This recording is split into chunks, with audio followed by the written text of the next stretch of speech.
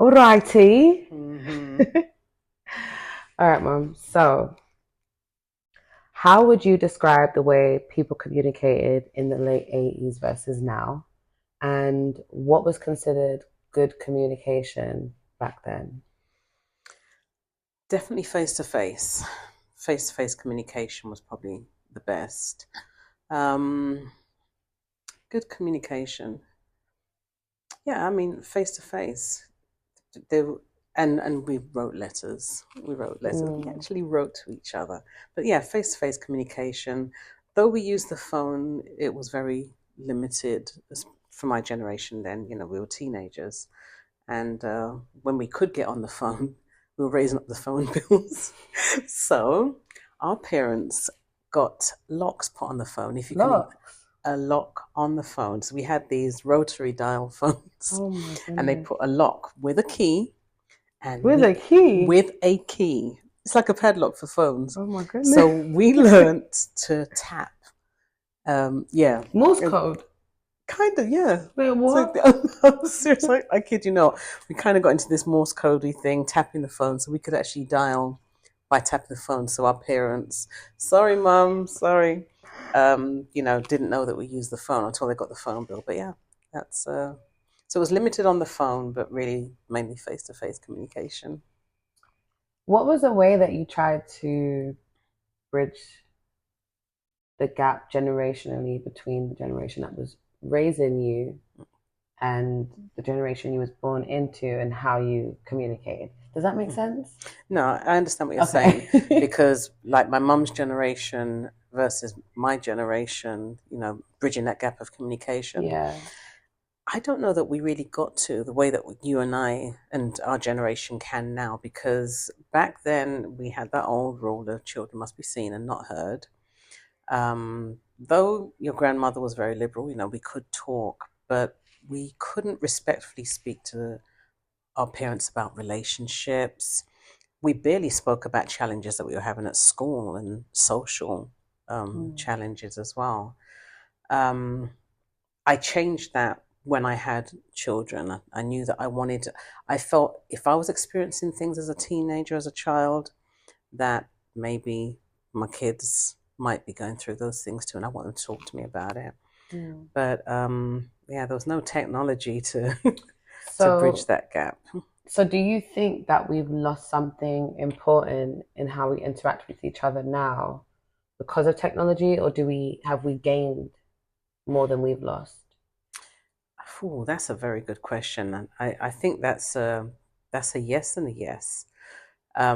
We've definitely gained more in terms of accessibility. There are more tools for communicating.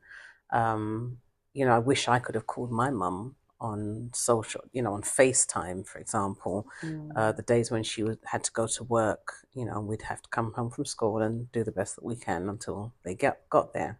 So yeah, if we could have seen her through FaceTime, would have been awesome. The downside of communication technology today is that we're so dependent on it. I mean, back in Mm. the day, we used to write phone numbers down. We You memorized lot phone. had what's it called? Filofax. Oh gosh, don't even remind me. Yes, Filofax. I remember them yes. them The books they used to index, have at yeah. the house. I used to have A That B was C D the E. ooh, that was the lick then. How were you guys writing in them small boxes We were writing in them. In fact, I still have and one in reading storage them? and reading them. So we memorized phone numbers. So, if you had a boyfriend then you'd know their telephone number. I mean, now if you guys date, if you've lost your phone, you can't call each other because you can't Yeah, remember the phone number. absolutely It's true. in the phone, right? So there was that. But the texting, I think that's something that really bothers me today. I mean, of course, I have to text, but the fact that texting can really is left to perception sometimes based on what people are feeling, thinking, their environment, experiences, past and current. They can interpret, for example, I've seen when you've been in communication with people and it'll be like, hey, what are you doing? WYD. I mean, whatever. And then they want to know what are you up to? And you might be, I can't. right now, I'm busy. So you know that you've got that auto text, right? That customized text that says I'm busy right now. And somebody else hears, what do you want? I'm busy. But that's not the tone in which you've delivered it. They, based on their own feelings, have drawn a conclusion of what you're communicating. And sometimes it's so far removed from the facts. That's why I wish that texting wasn't so dependent. I mean, why don't your generation like to talk to each other? Why do they always want to text mainly? I think it's about communication styles. I mean, my next question for you is going to be, if you had to take away one modern communication tool, what would it be? But I'm guessing your answer would be texting, based on just what you've said. Yes and So I no. feel like, I feel like when it comes to our generation, why we're so connected to texting is because when we were kids and we got our phones for the first time, our phone time was obviously monitored. But Mm-hmm. with texting, you could almost let a conversation linger without feeling like you missed a beat. Wow. So you just text all the time. You're not always able to be on the phone engaged at our age because girl, who you on the phone to late at night? Even with texting, who you I was texting just late gonna at say. night? So when I'm So saying to you, all right, night, you're texting because I yeah, can't kids hear you would do that. talking. Kids would text, True. and I feel like that kind of Wow. creates a certain type of relationship with texting for our generation that doesn't feel like we're missing out on a conversation necessarily. But then, do you think that it also stifled the art of communication because people can hide behind a text? Mm. People can say things through a text that they probably wouldn't dare to say face to face. Yeah, I definitely think that there has been, to some degree, um, an increase of small talk and a decrease of conversation, like with depth. Mm-hmm. But at the same time, I think that's almost like a choice because I don't believe that just because you prefer to text, Mm. that you lack in-person communication skills. I just think that maybe True. you prefer to communicate that Yeah. way if it's going to be at a frequent level or a Mm. frequent amount. Like if I have to speak to people every single day, I'm so sorry. I'm not getting on the phone every Yeah. day. Me too. I'm going Yeah. to send that text. Yeah. Half the time, what people call you about, they could have just sent in a text. Me personally, That's I believe true. that. That's And true. I, I feel like that has given me a tool to self preserve Set and boundaries. set boundaries. Yeah, Yeah. like you can't always just call my phone. Yeah. You know what I That's mean? true. That, Like, and I got to be honest with you. I agree with you in that because, yeah, there are times when they've called and I haven't answered because I'm not in the mood for talking. Not just because right. I'm So busy, just but I send that just, yeah. text. And then they'll send the voice note and then they'll send the text. And it's true. And I can actually quickly say, hey, busy right now, call you some other time. And you don't feel like you skipped a beat because when you go back to the text, you remember exactly where you left off in the Yeah. conversation. And then I get to talking to them and then they're And mad because they said, you you just didn't have time for me. No, that's not what I said. I said I was busy no at the people say moment. that to you. Mm, You do get that. You do get that crazy. sometimes. But yeah, but the thing that I would want to get rid of, if that was what you were asking me, if there was any of those things that I'd want to Yeah, I eliminate. was going to ask you what form of modern So social communication would you get rid of? Instagram is actually a concern. Mm, And I'll tell you for why. I think people perceive people's lives through the lens of Instagram. And let's face it, we mainly share our good times. mm-hmm. We don't always share if we're hungry, if we're lonely, if we've broken up, if we've lost a job, if mind you, some people do overshare. But, it's always your best foot forward. And some people observe others and want to emulate that perfect life that they think they're having through one day's event. They might be out somewhere exclusive, a major event, backstage somewhere, or on a boat somewhere, in a mansion somewhere. And that moment that's captured, which is a memory, they really are people that are looking and thinking this person has the perfect life based on their social media. And I think that it has caused a lot of anxiety, a lot of depression, a lot of peer pressure, bullying, and maybe self-harming as well. I've seen that has come out of that. That's something, and Facebook wasn't like that. Not to say they don't troll through those, but they do. They can be harmful. But I don't think. I think of all of the social media and the technology today. I think that has probably been the most damaging from what I'm observing. I thought you were going to say filters. Really? Oh, thank you. Thank you for reminding me. What is it with the filters? I love filters. I can't stand them. I can't stand the distortion. I love it. What? Tell me why. It's funny. How so? Because why would they make people look like that? Exactly. Why would they make that? I mean, that is hilarious. You with a mustache and a beard. That is so funny. I don't find it funny. I'm so into it. And so is your nephew and your niece. Because they understand banter. Okay, I understand banter, but it's like there's a limit. That distortion, like, that's get rid of the filters. I love it. I do. And I respect that. I mean, different strokes for different folks. So let me ask you something. If there was something that you could get rid of, what would that be?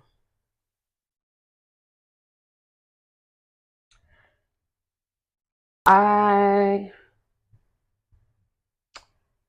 think I would get rid of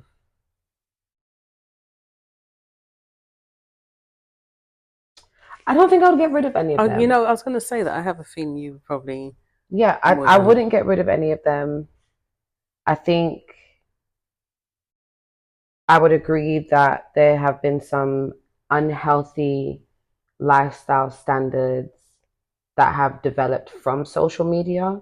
But I feel like from any type of telecommunications that happens, like when the rise of, commercials and the rise of like telemarketing TV started coming, everybody was influenced to buy stuff and everybody was influenced to wear stuff that they probably didn't need, or everyone was influenced to get onto Tybo and the Reebok step workouts because people were marketed to in a very specific way.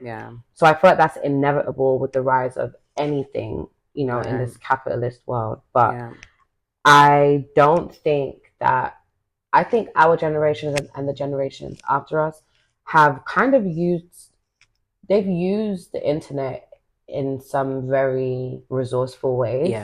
And the age of information has really boomed since the rise of the internet. So, and the rise of social media apps, like TikTok is a whole educational app. Like, YouTube is a whole university. So I just think that I wouldn't take any of them away.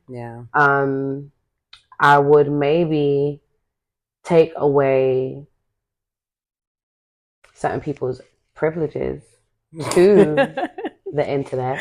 Definitely. But that's a different story, different conversation. So I have another question for you. So is there a phrase, emoji, or texting behavior that completely confuses or annoys you with my generation? Careful now. There is. Yeah, there is actually. It's so annoying when the people of the mature community, when you share a video with them, they're going to immediately ask you, who is that? Is that your friend? I don't know this person. This person is in Indonesia. They are breakdancing to Nicki Minaj. I'm just trying to learn the dance. I don't know them. But surely enough, you and your mates will ask, who is that? Do we know them? Where's their mom? What school did they go to? Where did they live? Have I been to their house? And it's like, I don't know this person. I do not know this person. So that's one thing. And then you know, I love my people. I will always respect my elders. But the WhatsApp warriors, my goodness. The WhatsApp warriors. The WhatsApp warriors. It will be endless, endless, endless broadcast messages I got to say, I agree with you. of just A absolutely bombardment. anything. Mm-hmm. Anything. And they take note of who doesn't respond. Because please believe when you go to that family party, they're going to ask you why you didn't say anything back. That is so true. And I just think it is overwhelming. I personally am somebody that gets overstimulated with communication. And, you know, I'm not opposed to spreading the good word. Yeah. I know that we have to be shameless sometimes with spreading information that we feel is important to people. But I think we just need to be very realistic and like we need to have balance. Does it surprise you that I feel the same way with WhatsApp? No, not necessarily surprising. Yeah, because I do find it really overwhelming. I also don't like the fact that people assume consent by automatically putting you into groups, and I can't stand that. I mean, it's like, why do I have to leave a group that I never asked to be Right. a part Exactly. of? So yeah, I find that a bit disturbing as well. Do you think technology has made us more connected or more isolated as a society, and why? So I truly believe that technology has made us more connected, but it hasn't been effective in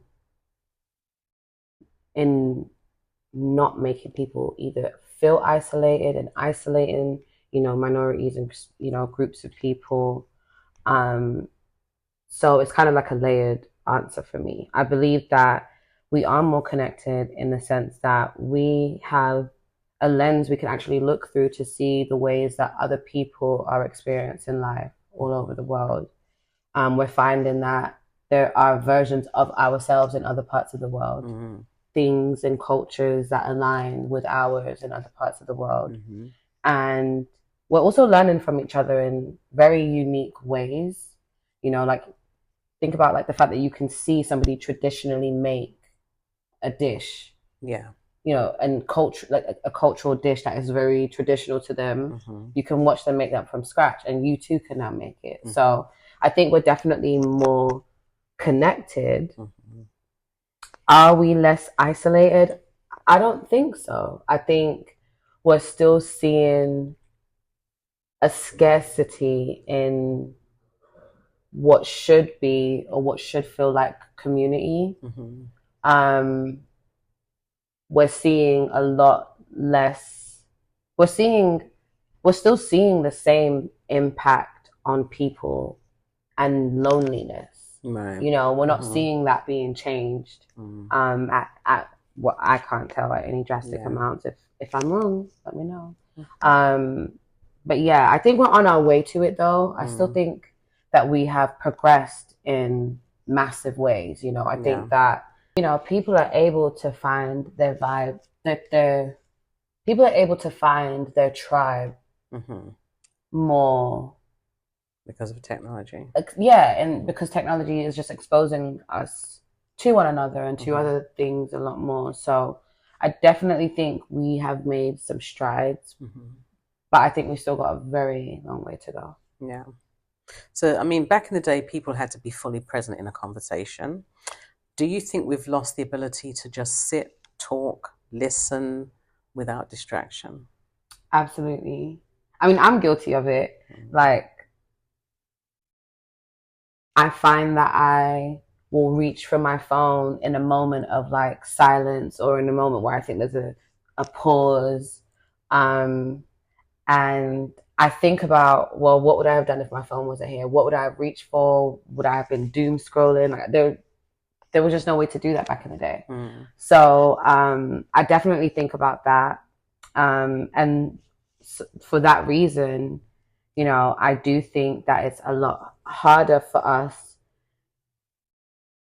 to stay present, and even when staying present feels a little bit disjointed or maybe even awkward, still like staying in it and not using our phones, because now we've got them as an excuse. We just kind of all just reach for them. So yeah, I think it's a lot harder for people to stay in the moment because it's so easy to just escape to your phone.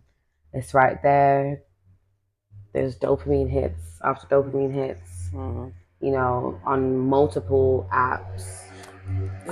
Is it like being bored? Somebody's. Gosh, I'm so sorry. Yeah, no, that's okay. My apartment is so loud.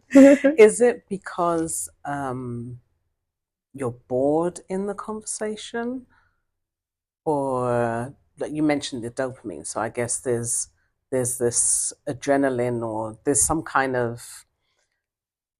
that you're getting from social media. I think that's a good question for two reasons, right? Because it's like, are we bored and is that why we're doom scrolling? Or are we programmed to just, in moments of silence, just be like, I'm going to fill this with something? Yeah. I don't know if I am versed enough to have an opinion, like a fact-based opinion on that, because I truly believe that there's a study somewhere that probably has asked this question, tested this theory. I believe that there is some type of science behind it. Right. If you're asking me just based on what my interactions are and like what I see of the world and people I interact with, I believe that people are constantly in need of expressing their feelings or moving whatever they're feeling in their body. And I think when you grab your phone and you're in something else, you don't become cognizant of that. Right. So it's not necessarily it's like escapism. Boredom. It's really escapism. Like, I might not want to be in a room that I'm walked myself into and told myself I'm going to go anyways. And so the first thing I'm going to do is reach for my phone when I'm not trying to be engaged. I'm trying to disengage from whatever I'm going through in the environment. I'm going through my phone, I'm scrolling, I'm checking an email, I'm I'm doing something to get away from where where I'm at. And even in my mind, like let's say I'm so in my mind and I'm thinking about something and I just can't shift it in my mind, and I'm ruminating over a task that I need to do, so I keep checking my emails. I go back because it's pulling me away from whatever I don't want to be doing. So yeah. I really get that. I really do. So, I mean, with instant messaging and social media, do you think we've become worse at expressing emotions or resolving conflicts? Has it made us more impatient communicators? I think that it has made us entitled communicators. I don't know if impatience is something that resonates with me when I think about the age of communication and how it's grown. I think we've become impatient with processes because everything is so instant now. Yeah. But when it comes to communication, I think that we've become just very entitled. Like, we feel like our opinion matters. We need to share our opinion. We need to talk about something. We always need to have like these powwows and mediations. And to some degree, there is some type of community growth in that. And there is as a collective, we are consciously trying to air things out and put things out there so that we can, almost tackle it and break it down and things like that. But I think there is a line that is crossed where some of us are just so entitled. Like, we're saying whatever, however, whenever. Yeah. We're not really, we're basing our freedom of speech on things that contextually align with disrespecting another person, like in all forms, and just being like, well, that's just how I feel. That's just how I say it. That's just who I am. Yeah. And there's no repercussion. Yeah, people aren't getting punched up enough nowadays. You know what I mean? Like, nobody's getting beat up because everybody's scared, one, and freedom of speech, two. Not saying going around punching everybody is the answer. No. But I think if people feared being or having some type of a repercussion for some of the things that they're saying, they probably wouldn't be saying a lot of the things that they're saying. And I think that ties back to your generation. I think there was like respectability politics immediately aligned with repercussions. It's like you almost didn't do something because you was afraid of what was going to happen to you. You didn't say something because you was afraid of what was going to be said to you. Obviously, that is layered. There are some things that you shouldn't have had to fear from, systemic things that were put into place to keep our community specifically in that fear. Right. But I do feel like we've lost some degree of respectability politics that kept people in check to not say certain things and do certain things and just feel so entitled to say whatever it is that they're thinking or whatever it is that they believe, So, yeah. Yes, indeed. So what's one way that you as a parent feel like communication between our generations just doesn't translate? Ways that you communicate with us that doesn't translate. So you're talking about things that might be challenged with the way in which your generation communicate? I guess so. How I interpret that question is there something from your generation that you feel like you've tried to get people from my generation to understand that is just like completely gone over our heads or vice versa? Yeah. One of my phrases, and I know that I've used that in Raising You and Your Brother, is to package your communication. So sometimes when you want people to do something for you or you want to get a point across, the way that you deliver that message can determine the outcome. And it doesn't always have to be in your favor. So sometimes I think assessing who you're speaking to. So really, truly, I mean, it comes down to thinking before we speak and knowing who our audience is. I mean, there's somebody you can say to, look, I really appreciate if you could help me to do this. And there are another set of people for the same task. You could say, do that. Bring me this. Now, one might consider that, who you're speaking to, and another person will find that that works for them. I think that is something I'm challenged with in the way that our generations, if they would only stop and think, before I start to open my mouth, like you're talking about this entitled way of speaking in social media, before I speak, what is the outcome that I want after delivering what I have to say? Do I want someone to understand, hear me what I'm saying? Because are they going to hear my words or are they going to hear my tone? Because my tone can blur and blot out my message. So that's one thing. And I guess another thing is with the social media, again, is why people feel so entitled to speak on other people's standards of living, the way they dress, the way they look, that they feel that they have to be that voice to deliver the message of what they should or shouldn't be doing. Like we can come into their home, but they're in our homes if they're on social media, they're in your face. So when they wouldn't normally have access to you, it bothers me that sometimes your generation don't even know how to shut that off. Like that your generation allow them. Well, what do you mean by that? There are things that I won't look at. If I have a glimpse of it, and I know it's going to bother me, I'm just not going to watch it. If there's somebody personally attacking me, I might need to know. Some people might think, well, someone's saying this about you, someone's doing that, you need to, check them. I sometimes have this attitude of, your opinion of me is none of my business.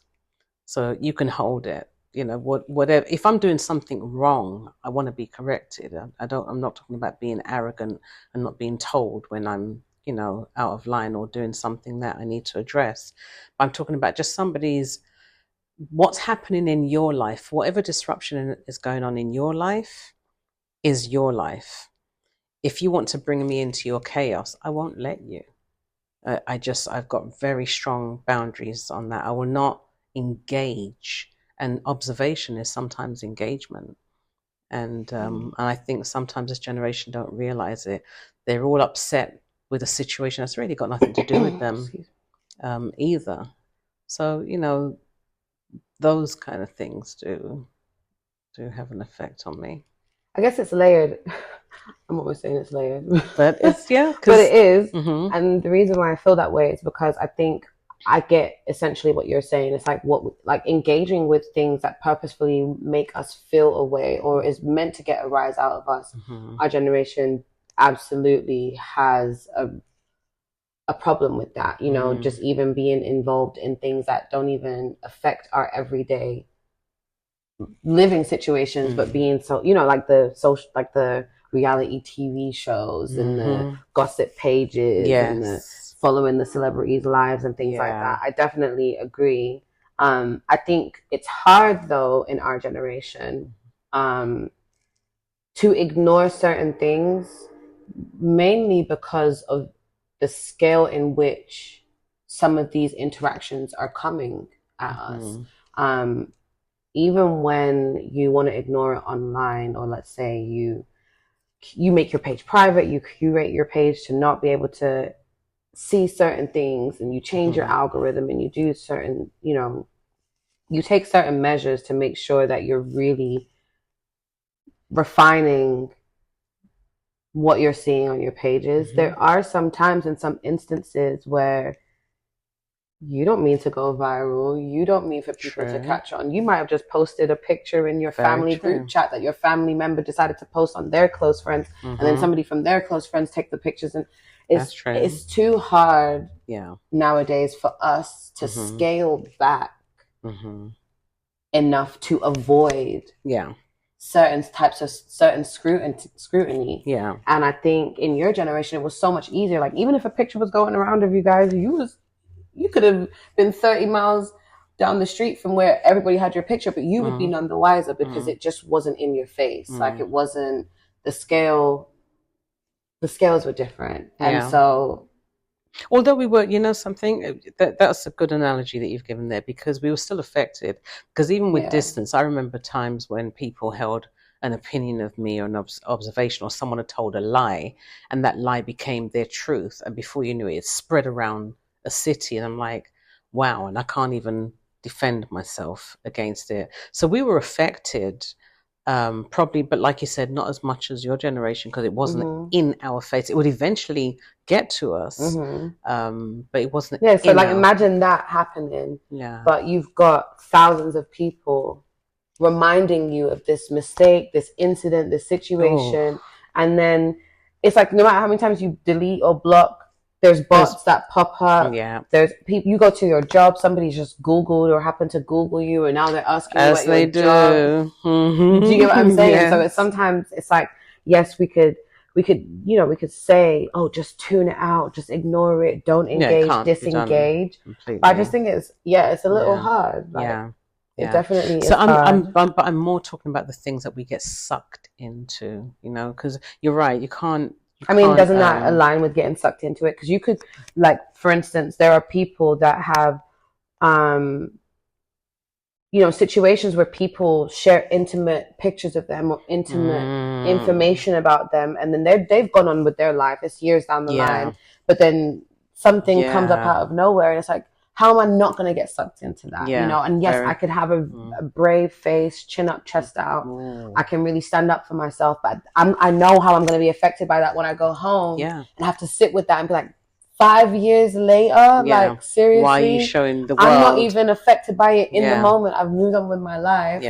But 5 years later, I still have to hear about it. You know what I mean? And that nothing gets deleted off of the internet nowadays. So true. So it's just like, I don't know. I feel like there is definitely some truth to what you're saying, obviously, but it's also when you can, but there are times when you can't. It's just hard. Like, that's true, because it does happen in relationships. I mean, it happens you think in everything. Like, I remember a friend of mine that completely changed their life around, went for a job that was government based, was overqualified for the role that they went for, but literally did not get the job because somebody found an old profile of theirs.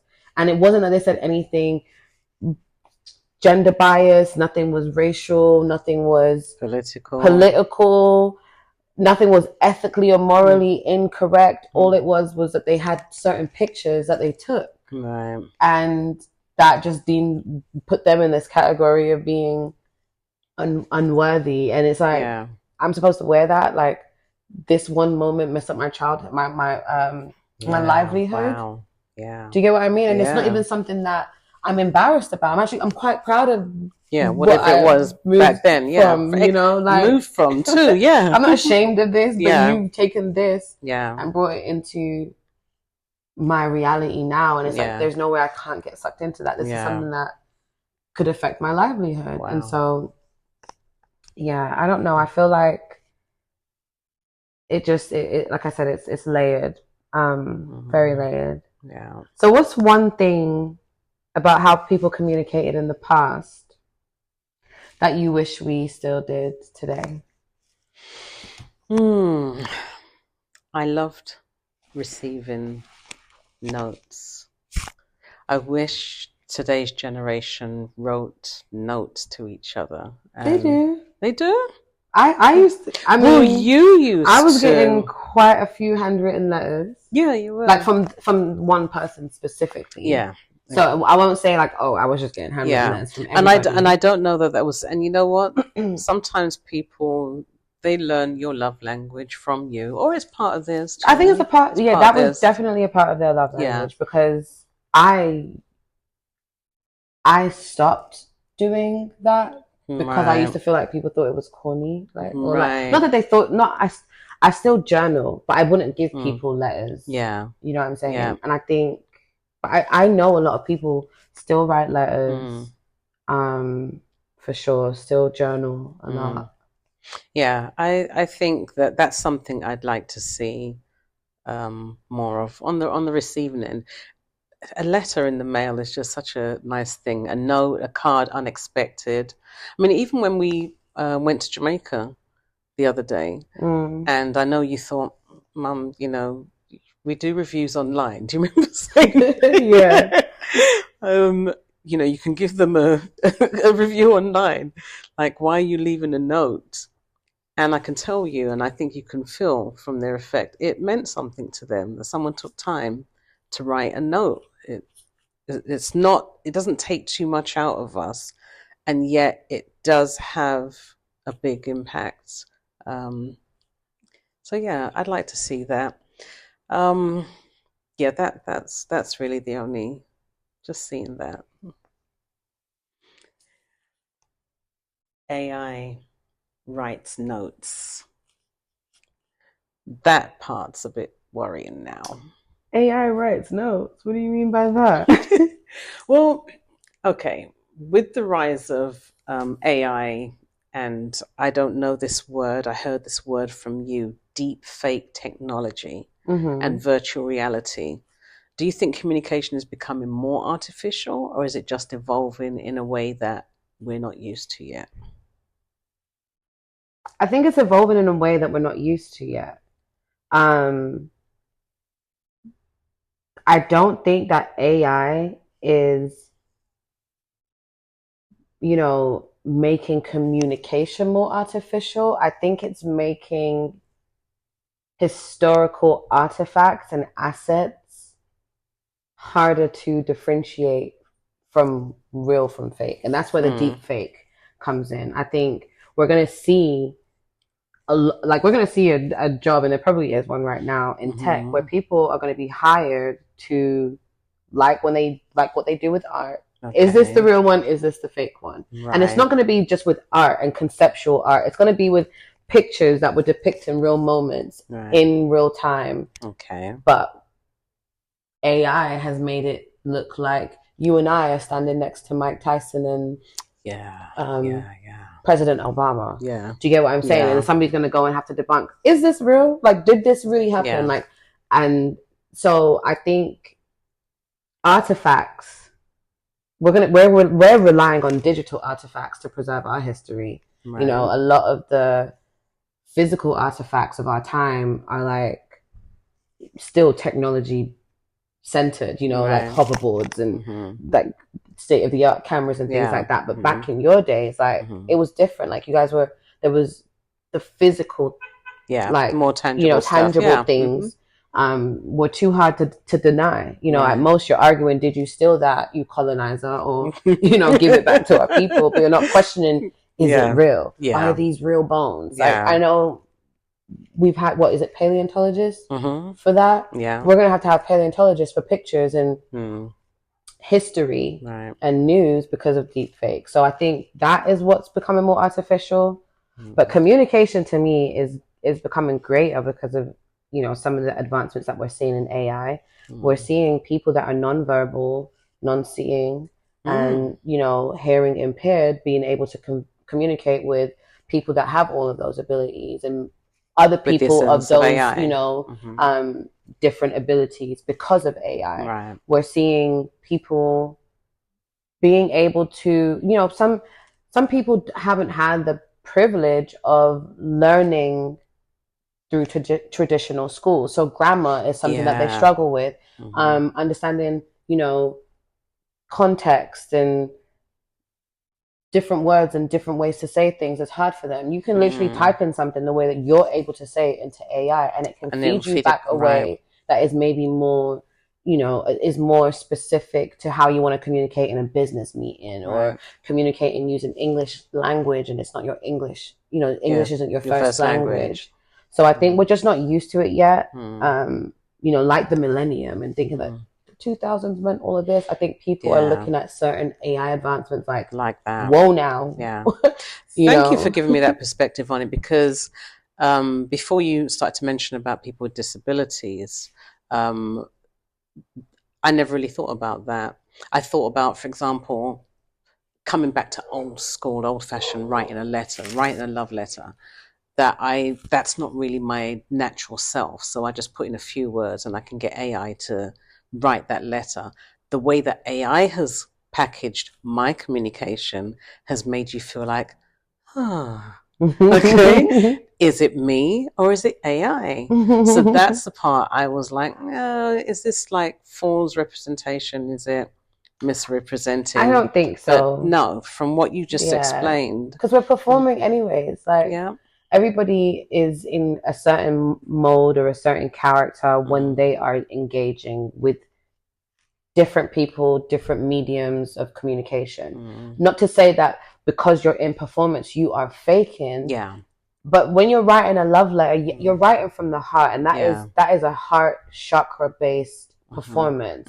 When you're speaking your truth, you're speaking from a throat performance. Not every time that we use the word performance is it performative.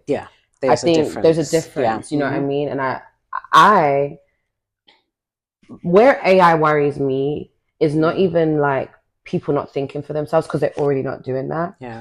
It's really more environmental for me. Like, what are we having to do to the environment to have these computers thinking as fast as they are for us?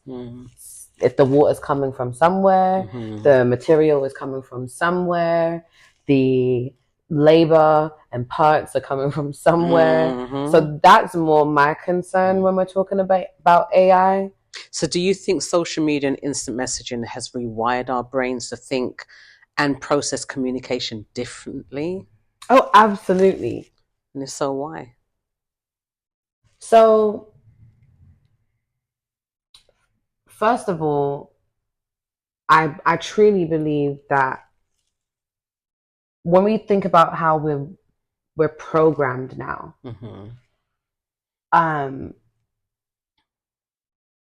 back in your day, to have influence was such a high privilege, and it was one that was retained for people in a certain leg of life, right? Usually celebrity status, doctors, lawmakers, politicians, right? Now anyone can influence anyone. And to some degree that was happening in the real world, because when you're in the real world and you're out with your community, you're engaging with humans, you can get influence from those interactions. But now you don't even have to know somebody to be influenced by them, and it's right in your face, right? Because the rise of the influencer has rewired us, Yeah. like how telemarketing rewired the brains back then to want to buy. Yeah. You're waiting for infomercials to come up so you can get the latest kitchen gadget or the latest kitchenware or cleaning something. Now that has just come into our phones, and it's not just only because of it's on a paid segment on TV at one moment in time. Now it's constantly on your phone, yes, right? So constant. Absolutely, we've been rewired. Yeah. I think, though, that the ways in which we're being rewired are teaching us that we are multifaceted. Yeah. I think we lost sight of being multifaceted and that we are actually in control of our autonomy based on the way that you guys were socialized. So we're the generation that's kind of undoing that. You know, your generation believed that they had to have a specific job for so many years, get that 401k, take care of your family, put your kids through school and college, and retire happy. And your clearly I didn't follow. Please, don't even do that, because but you didn't. Yeah. And I think that's the point that I'm kind of like leaning into. You didn't, because you realized that your generation that was raising you was programmed and wired a certain way. That was coming through the educational tools that they had, the resources that they had. You guys were in the generation of the entrepreneur. You know, they couldn't even say that word or spell that word, the generations before you guys, because they're like, what? Doctor? You're not a doctor, a nurse. Yeah. What do you mean entrepreneur? Entrepreneur. Do you get what I'm saying? So yeah, I definitely think that social media has, and again, I think that as the generations continue, we are going to be rewired at every point that there is a new generation being birthed. And that just comes with the territory of human evolution. So the scary thing is, what do we think communication is going to look like in another 50 years? We're not even going to be speaking. We're going to be reading thoughts. We'll be doing that. It'll be a Nollywood movie, I'm telling you. We'll just be reading each other's thoughts. We'll be sending Sky Mail, your mail. You send it and shoot it yourself, and it gets there. You can blink, and then the thought is in the person's head. Mind control, hypnotism, all of it. Oh boy, yeah. No, I don't know. Where do you think? I'm with you. I think we won't have to think, or we'll just close our eyes and they'll deliver the message. We'll just go like, I'll be able to go like that. No. Did you hear that message? Okay. Yeah, I'll take the meat out the fridge. Okay. I'm hungry. I want some ice cream. No, I definitely.